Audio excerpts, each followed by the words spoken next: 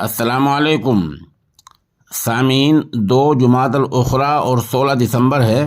خبر کا عنوان ہے مظاہر علوم سہارنپور میں بزم تہذیب البیان کا پروگرام۔ خبر تھوڑی تفصیل سے سنیے۔ خبر کے لیے وہیں سے جناب محمد ہارون بیگی ہمارے رابطے میں ہیں۔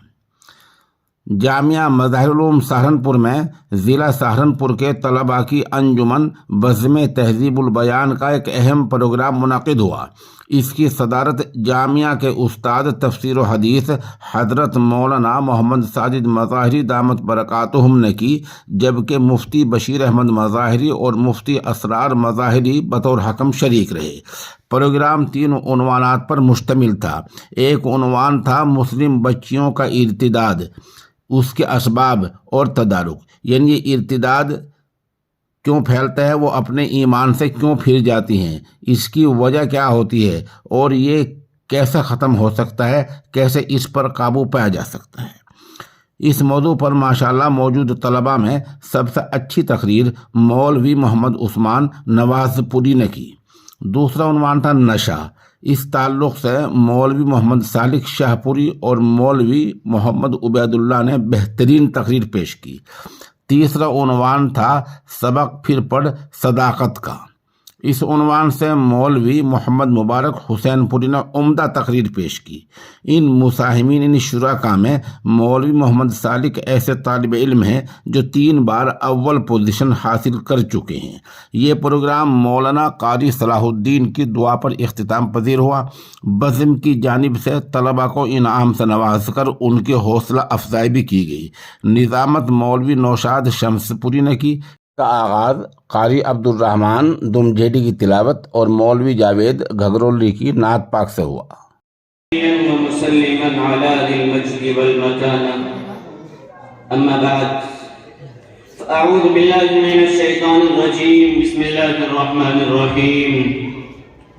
يا أيها الذين آمنوا إنما الخمر والميسر والأنصاب والأزلام رجس من عمل الشيطان فاجتنبوه لعلكم تفلحون. وقال النبي صلى الله عليه وسلم الخمر جماع الإثم، أو كما قال عليه الصلاة والتسليم. مغربی تہذیب کی وادی میں ایسے کھو گئے، مغربی تہذیب کی وادی میں ایسے کھو گئے، رات دن جو جاگتے تھے وہ دیوانے سو گئے. نشہ شراب کا اثر ہے، بس یہی منفی اثر. نشہ شراب کا اثر ہے، بس یہی منفی اثر. گم ہوئی معصومیت اور بچے جنونی ہو گئے. معزز و مکرم اساتذہ کرام اور مذاہب کے نوش گفتہ پھولو، آج کے اس نازک دور میں ہمارے معاشرے کے اندر بہت سی برائیاں جنم لے رہی ہیں جو دن بدن تیزی کے ساتھ بڑھتی جا رہی ہیں، جنہوں نے ہمارے معاشرے کی بنیادوں کو ہلا کر رکھ دیا ہے اور امت مسلمہ کے دامن عفت کو تار تار کر دیا ہے۔ سامعین، آج ان سارے گناہوں کے سیر روا کے اندر ایک ایسا جرم ہے جو ہماری قوم کو تباہی کے دہانے لے جا رہا ہے۔ ایک ایسی بیماری ہے جو ہمارے قوم کے بچی اور بچیوں کو اپنے اندر جکڑ کر کلیے کو کھلنے سے پہلے ہی مسل دینا چاہتی ہے، ہمیں اپنے ماضی سے محروم کر کے مستقبل کی طرف بڑھنے سے ہمارے پیروں کے اندر زنجیریں چاہتی ہیں۔ سامعین، وہ جرم کیا ہے، وہ گناہ کیا ہے؟ وہ ہے ہمارے معاشرے میں بڑھتی ہوئی نشے کی لعنت۔ آج اس وقت پورے ہندوستان کے اندر نشے کی مخالفت میں مختلف پروگرامات کیے جا رہے ہیں، کوششیں اور کاوشیں کی جا رہی ہیں۔ لوگ آج نشے کے خلاف اٹھ کھڑے ہوئے ہیں، لیکن اسلام نے 14.5 صدیہ قبل نشے کے حوالے سے ایسی باتوں کو بیان فرمایا کہ آج بھی لوگ ان تک رسائی نہ کر سکے۔ رب ذوالجلال قرآن کریم کے اندر ارشاد فرماتا ہے، یا ایھا الذین آمنوا انما الخمر والمیسر والانصاب والازلام رجس من عمل الشیطان فاجتنبوه لعلکم تفلحون۔ اے ایمان والو، شراب اور جوئے سے اجتناب کرو اور جو جوئے کے آلات ہیں ان سے بھی اجتناب کرو، اس لیے کہ یہ ناپاکی ہے، یہ شیطانی حرمیں ہیں، جو اجتناب کرو تاکہ تمہیں کامیابی میسر آئے، تاکہ تم فلاح پاؤ۔ اللہ کے پیارے حبیب صلی اللہ علیہ وسلم نے بھی ارشاد فرمایا، الخمر جمع الاسم، یہ شراب تمام گناہوں کی جڑ ہے۔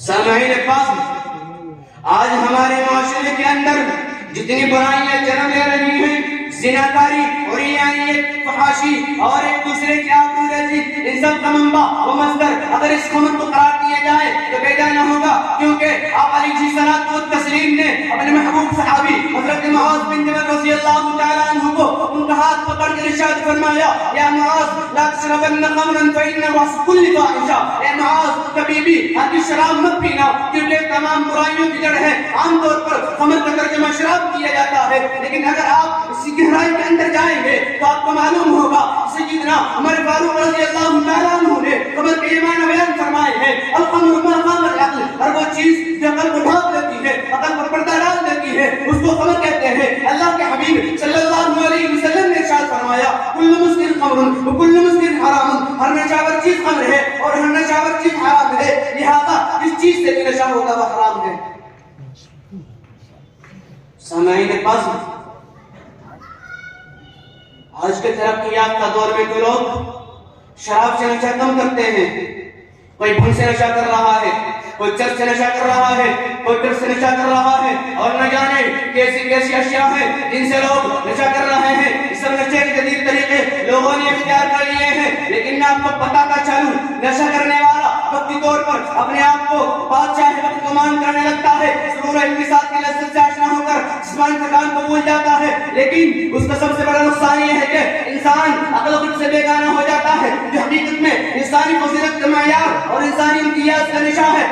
نشہ انسان کو عقل سے بیگانہ کر دیتا ہے، اور آؤ نشے کے دوسرے مفاسد سنو۔ نشہ انسان کے جسم کو کھوکھلا کر دیتا ہے، پھیپھڑے میں سوراخ کر دیتا ہے، ہاتھوں میں سوزش پیدا کر دیتا ہے، اور آج ایک تو نہیں بلکہ ہزاروں ڈاکٹر کی تحقیق یہ ہے کہ منشیات مفاسد پر اپنے رائے کا اظہار کر چکے ہیں۔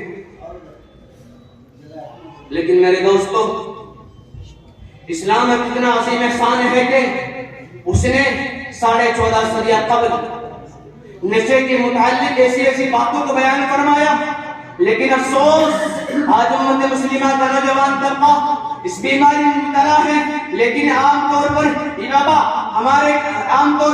وبا غیر مسلموں کے اندر پائی جاتی تھی، لیکن آج امت مسلمہ کا نوجوان طبقہ وقت سرور اور عارضی لذت کے لیے نشہ کرتا ہے، اور اب تو یہ وبا اتنی عام ہو چکی ہے کہ قریب القلوب بچے بھی فیشن کے طور پر نشہ کرتے ہیں، اور میں نے بچشم خود 7-8 سال کے بچوں کو پیٹ سے دیکھ پی کر دیکھا ہے۔